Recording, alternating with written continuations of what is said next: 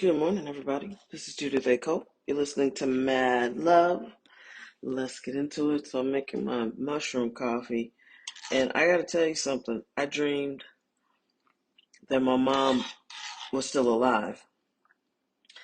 But she was still sick. And man, she was so much worse. Yeah, it was really bad. It was really bad. And I don't know why I dreamed that, but it was scary. So, and I get it. I get why people don't love my newsletter. I mean, there are people who read it and they enjoy it, but they don't read it every week because to them it's sort of depressing. I get it. And I get that most people don't think they're going to be the caregiver. I know that a lot of you all are pretending like there's nothing wrong with your parents or they'll be okay or they can keep making it or whatever. But, you know, the longer you put off planning, the worse it's going to be. I promise you that. Oh, I have to blow my nose. That's so gross. I'm gonna pause. I'm drawing boundaries. Okay. Had to establish some boundaries with you guys. I remember one time my friend told me like me eating was disgusting. So I was like eating a protein pizza or something, and she was like, "That was disgusting." So anyway, yeah. I mean, I get it. Most people don't want to be caregivers. I didn't want to be a caregiver, so they don't want to talk about it. They don't want to think about it, and I get it. People check in and check out. They read a few issues, but really, uh, I can't stress enough. This is a crisis.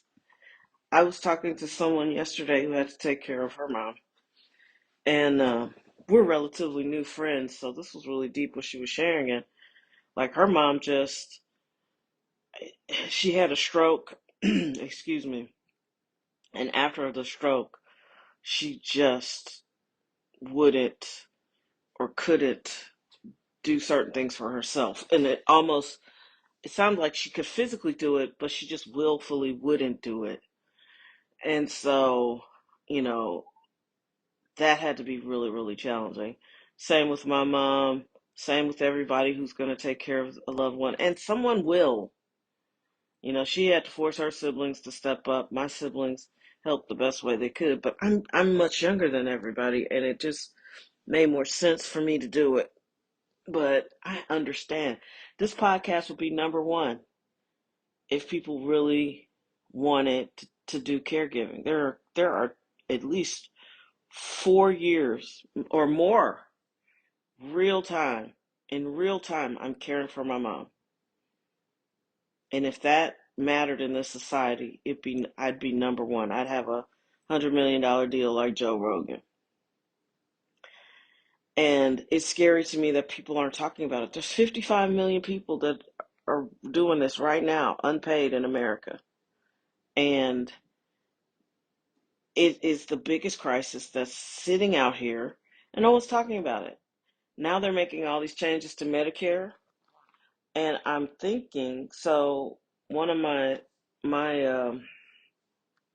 brother has a couple of private duty nurses, and one of them called me like, well, now he has to pay for his medicine, and I'm like, okay, well, he needs to call and sign back up. I can't do that for him. Then I read yesterday they're making so many changes. That's probably part of the changes because right now you got to sign up. And there's going to be some dramatic changes to Medicare, and people are not paying attention. And people are like, well, I'm not on it, so I don't care. But okay, it's going to affect your parents. It'll probably affect your partner's parents. It'll affect your favorite aunts and uncles. Like, stop being so fucking selfish. Yeah, I said it. There are a lot of you all out here who know your people are suffering and you're not doing anything about it. You know they need help. You know they can't understand their meal anymore. You know that they eat terrible food. You know that they have fallen down a few times. Like, pull your heads out of your asses, you know? And I don't want to be a jerk about it, but it's like somebody's going to have to take care of all these people. It's happening now. It's only going to get worse. No one's talking about it. There's going to be times when you take your loved one to a facility, and there'll be a wait list because guess what? Nobody wants to do this. And you're going to have to figure out what you're going to do in the interim. You're going to have to take care of them. Someone will. And I don't understand why this is not bothering people, why they just don't seem to notice. I've had more than one coworker who was like, yeah, and they were telling stories, and I'm like, that shit sounds just like what I'm saying to you with my mom. And they just are like, doo doo doo. It's like, that, and one of them, God love her, I just was like, your parents aren't going to be able to stay like that for much longer. And she was like, well, for now. And I was like, okay, for now. But then mom fell, and that's it. You know what I mean? It's like that's the beginning of it. When they start falling or they start having, yeah, balance issues is one of the things. And I think it throws them off with Alzheimer's. And so what would have made my mom not fall in 2022 made my mom fall and hit her head in 2024. I mean, it is an aggressive, progressive, um, horrifying disease. That's if you get Alzheimer's and dementia. I just read that an alarming rate of people are getting Parkinson's disease. It's skyrocketing now. I met somebody at my brother's facility when he was in there. She was working there, but also caring for her husband who had been diagnosed with Parkinson's disease. Like, a lot of people aren't going to just get old. They're not. The way they've set up our healthcare and our food system and the way they've just like let us out here like lambs to slaughter, you know, a lot of us just aren't going to get old. A lot of us are going to have serious, serious health concerns. And that's why I know no one wants to listen to my podcast. No one wants to buy the books. But I'm positioning myself that when you all are finally ready to grow up and have the real conversation and stop pretending like your parents are okay or your favorite aunt's all right or your husband's not as bad as you thought.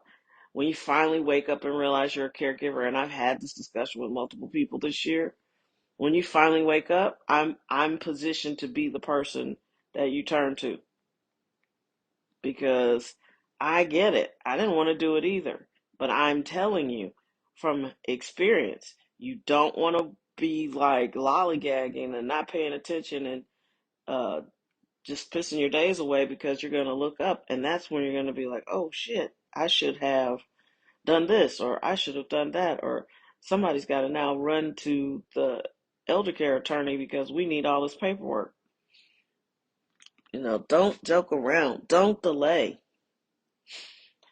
Moving on to another topic, I did not address how much sadness I have with Diane Keaton passing. I found out today she died of pneumonia, which is kind of scary, but she was 79.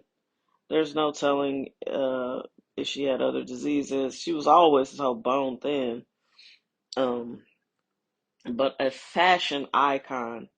I loved her style, and she made great movies. And the only blemish I can find is that she defended Woody Allen. But I get that because when someone's your friend, it's hard to believe that they're a monster. But it sounds like when his children are saying, "Yeah, he molested me," or "Yeah, I believe my sister was molested by my dad," I mean, you probably shouldn't just come out and be like, "He's my friend."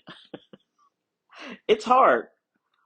Believe it or not, I actually have had a situation where I'm close to someone who is close to someone who was considered a demon. Like half of America believes he was a murderer.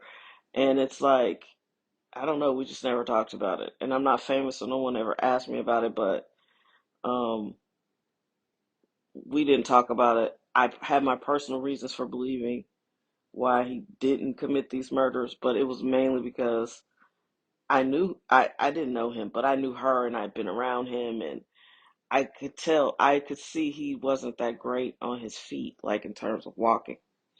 So, but anyway, that's a different story for a different day. But she was an amazing actor.